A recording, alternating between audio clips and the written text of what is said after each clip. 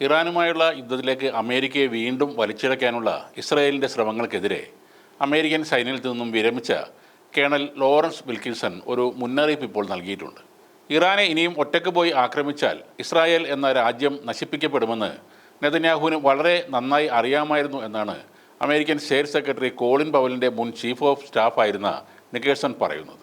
ശനിയാഴ്ച ഓൺലൈനിൽ പങ്കുവച്ച തൻ്റെ വെബ് ടെലിവിഷൻ ഷോയായ ലെജിറ്റിമേറ്റ് ടാർഗറ്റ്സിൽ അമേരിക്കൻ രാഷ്ട്രീയ നിരൂപകനും ഏറെ സ്വാധീന ശക്തിയുമുള്ള ജാക്സൺ ഹിങ്കറുമായി സംസാരിക്കുന്നതിൻ്റെ ഇടയിലാണ് വിൽക്കേഴ്സൺ ഈ അഭിപ്രായ പ്രകടനം നടത്തിയത്. അമേരിക്കൻ പ്രസിഡന്റ് ഡൊണാൾഡ് ട്രംപിൻ്റെ വിദേശ നയ അജണ്ട ഉൾപ്പെടെയുള്ള കാര്യങ്ങളെക്കുറിച്ചായിരുന്നു അവർ അന്ന് ചർച്ച നടത്തിയിരുന്നത്.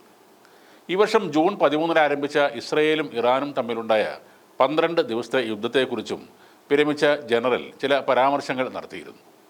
ഇസ്രയേലിൻ്റെ അഭ്യർത്ഥനയെ തുടർന്ന് വെടിനിർത്തൽ പ്രാബല്യത്തിൽ വരുന്നതിന് 2 ദിവസം മുമ്പായി, അതായത് ജൂൺ 22-ന് 3 പ്രധാന ഇറാനിയൻ ആണവ കേന്ദ്രങ്ങളിൽ ബോംബാക്രമണം നടത്തിക്കൊണ്ടാണ് അമേരിക്ക ഈ യുദ്ധത്തിലേക്ക് പ്രവേശനം നടത്തിയത്. ഇസ്രയേലിനുള്ളിലെ ലക്ഷ്യങ്ങളിൽ മിസൈൽ ആക്രമണം നടത്തിക്കൊണ്ടും ഖത്തറിലെ ഒരു അമേരിക്കൻ വ്യോമത്താവളം ആക്രമിച്ചുകൊണ്ടും ഇറാൻ തങ്ങളുടെ മണ്ണിലെ അമേരിക്കൻ ആക്രമണങ്ങൾക്ക് തക്കതായ മറുപടിയും നൽകിയിരുന്നു. ഇറാനിയൻ മിസൈലുകളുടെ ശക്തിയെക്കുറിച്ച് ഇസ്രയേൽ നന്നാക്കി മനസ്സിലായിട്ടുണ്ടെന്നും അവ മിക്കവാറും തദ്ദേശീയമായിരുന്നു എന്നും ജൂൺ 23-ന് പ്രഖ്യാപിച്ച വെടിനിർത്തലിന് പിന്നിലെ ഒരു കാരണം ഈ മിസൈലുകൾ തന്നെയാണെന്നും അദ്ദേഹം പറയുന്നു. അവർ അത് മനസ്സിലാക്കി.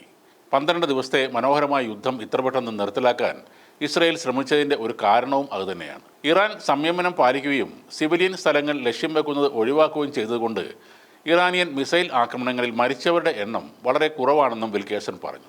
ഇറാന്റെ ആണവ കേന്ദ്രങ്ങൾ തുടച്ച് നീക്കുമെന്ന് പ്രധാനമന്ത്രി ബെഞ്ചമിൻ നെതന്യാഹു വിശേഷിപ്പിച്ച കാര്യവും അദ്ദേഹം എടുത്തു പറഞ്ഞു.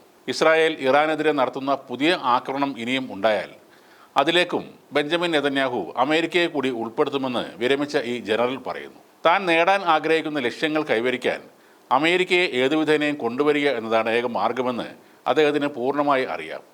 അമേരിക്ക മടിച്ചു നിൽക്കുന്നതുകൊണ്ട് ഇറാനെ ഇനി ഒറ്റയ്ക്ക് ആക്രമിക്കാൻ നെതന്യാഹു ഇറങ്ങിയാൽ ഇസ്രയേൽ എന്ന രാജ്യം നശിപ്പിക്കപ്പെടും എന്നാണ് വിൽക്കേഴ്സൺ അഭിപ്രായപ്പെടുന്നത്. ഇറാനുമായുള്ള കഴിഞ്ഞ 12 ദിവസത്തെ യുദ്ധം ഇസ്രയേൽ ഭരണകൂടത്തിൻ്റെ സമ്പദ് വ്യവസ്ഥയെ ഒരു വർഷം മുഴുവൻ പിന്നോട്ട് നയിച്ചുവെന്നാണ് കണക്കുകൂട്ടുന്നത്. 2025-ലെ 2ാം പാദത്തിൽ രേഖപ്പെടുത്തിയ നെഗറ്റീവ് വളർച്ചയ്ക്കും ഇത് കാരണമായെന്നും ബിസിനസ് സാമ്പത്തിക ശാസ്ത്ര വെബ്സൈറ്റായ കാൽക്കലിസ്റ്റ് വെളിപ്പെടുത്തിയിരുന്നു. ഇസ്രയേൽ ഭരണകൂടത്തിന് ഏകദേശം $6 ബില്യൺ നഷ്ടമുണ്ടായെന്നാണ് കണക്കുകൂട്ടപ്പെടുന്നത്.